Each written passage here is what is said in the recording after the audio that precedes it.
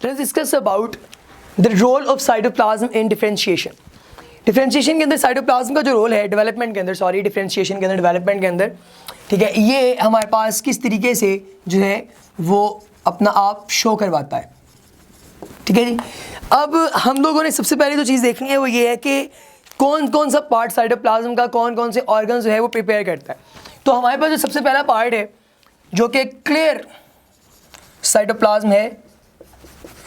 Clear cytoplasm क्या बनाएगा आपके पास, ये अल्टीमेटली आपके पास बनाएगा लार्वल एपिडर्मिस। ठीक है जी। इसके बाद दूसरा हमारे पास पार्ट आता है जिसको हम लोग नाम देते हैं येलो साइटोप्लाज्म।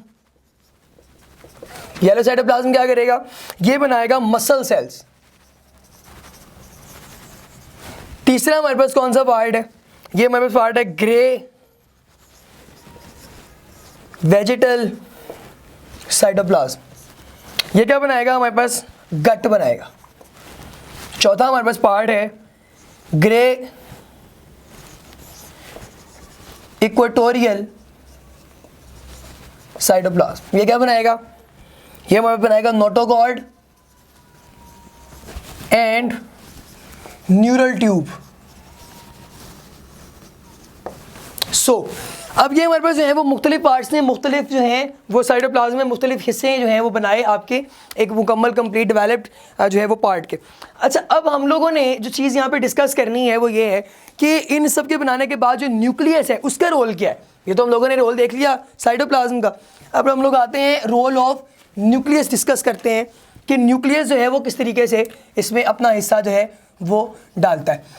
अच्छा, न्यूक्लियस जब ये इसके ऊपर एक्टिविटी परफॉर्म करेगा तो न्यूक्लियस क्या करेगा, वो थोड़ी सी चीज़ें जो हैं वो डिफरेंशिएट करवा देगा। मिसाल के तौर पे न्यूक्लियस को हम लोग कहते हैं this is the central processing unit of the body of any organism. तो न्यूक्लियस क्या करेगा, यहाँ पे मुख्तलिफ जो जीन्स हैं उनके नतीजे में मुख्तलिफ ऑर्गन्स जो हैं वो बॉडी के उनको प्रिपेयर करेगा। अच्छा, यहाँ पे एक एग्जाम्पल गिवन है हमारे पास, nuclear control of cap structure in 2 species of acetabularia. अब इसके अंदर हम लोग देखें तो जो कैप्स हैं बेसिकली इन ऑर्गेनिजम्स की, वो न्यूक्लियस कंट्रोल कर रहे हैं। द कैप्स ऑफ आपके पास जो स्पीसीज है दिस इज एसिटाब्यूलेरिया, इनकी जो है वो कैप्स को कौन कर रहा है, ये कंट्रोल कर रहा है न्यूक्लियस। तो न्यूक्लियस है अल्टीमेटली आपकी बॉडी के मुख्तलिफ ऑर्गन्स को कंट्रोल करता है। मिसाल के तौर पे आपकी बॉडी के अंदर कहीं पे भी कोई भी जो है वो इफेक्ट हो रहा है, तो अगर आपने उसको नलीफाई करना है, मैक्सिमाइज करना है, मिनिमाइज करना है, तो अल्टीमेटली आपने ताल्लुक जो है अपना डेवलप वो ब्रेन के साथ ही करना है कि ब्रेन जो है वो उस इलाके में अपनी सेंसेशंस को कम कर दे और वहाँ पर जो डेवलपमेंट है वो मज़ीद बेहतर हो सके। तो इसके अंदर आप लोग यही देखेंगे कि हमारे पास मुख्तलिफ एग्जाम्पल्स के ज़रिए उसने ये बयान किया है कि जो न्यूक्लियस है वो डेवलपमेंट में अपना रोल जो है इंपॉर्टेंट प्ले करता है। अच्छा, डिफरेंशिएशन जो है इसके कंसेप्ट पे हम लोग आ जाते हैं कि डिफरेंशिएशन का जो कंसेप्ट है ये बेसिकली क्या जो है वो करता है अपनी एक्टिविटी परफॉर्म डेवलपमेंट के अंदर, इसका क्या इंपॉर्टेंट जो है वो रोल है। तो हम लोग कंसेप्ट ऑफ डिफरेंशिएशन डिस्कस कर लेते हैं। कंसेप्ट ऑफ डिफरेंशिएशन,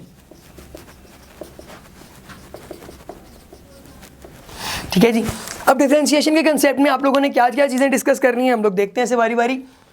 सबसे पहली चीज़ जो हम लोगों ने यहाँ पे इंपॉर्टेंट डिस्कस करनी है वो ये है कि ऐसे हमारे पास वो कौन से स्पेशल हमारे पास जो है वो सेल्स होते हैं जो कि डिटर्मिनेशन जो है वो करते हैं कि कौन से पार्ट ने किस चीज़ के अंदर जो है वो डिफरेंशिएट होना है।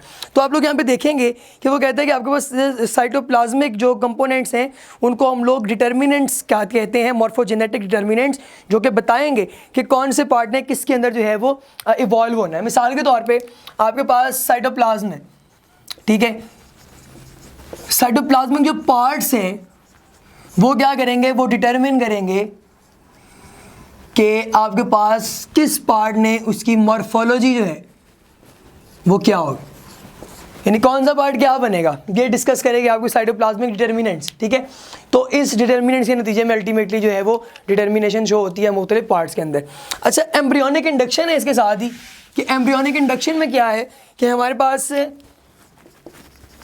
वो वाले ऑर्गेनिज्म जिनके अंदर हमने कोई स्पेसिफिक एक्टिविटी जो है वो परफॉर्म करवानी हो, ठीक है, तो हम किसी और जो है वो पार्ट का जो उसके एपिडर्मल लाइनिंग का हिस्सा लेते हैं छोटा सा। मिसाल के तौर पे ये मेरे पास है डिजायर्ड हिस्सा, डिजायर्ड पार्ट, डिजायर्ड ऑर्गेनिज्म का जो है वो हिस्सा, ठीक है, उसकी बॉडी का पार्ट। यहाँ से मैं एक छोटा सा फ्रेगमेंट लेता हूँ, उसे उखाड़ता हूँ, ठीक है, और मैं जिस एम्ब्रियो के अंदर से डेवलप करवाना चाहता हूँ उस एम्ब्रियो का एक छोटा सा हिस्सा उखाड़ के इसको ला के यहाँ पे प्लेस कर देता हूँ।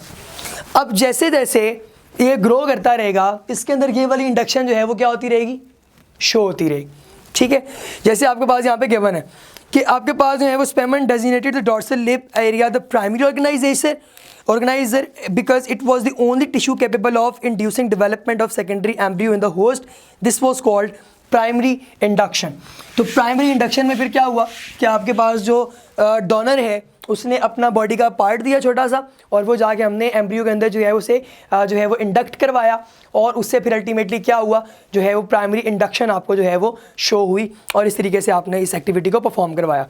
ये डायग्राम में आप 19.11 के अंदर आपको गिवन है, ये भी आप लोग यहाँ पे देख सकते हैं। This was all ladies and gentleman, thank you so much.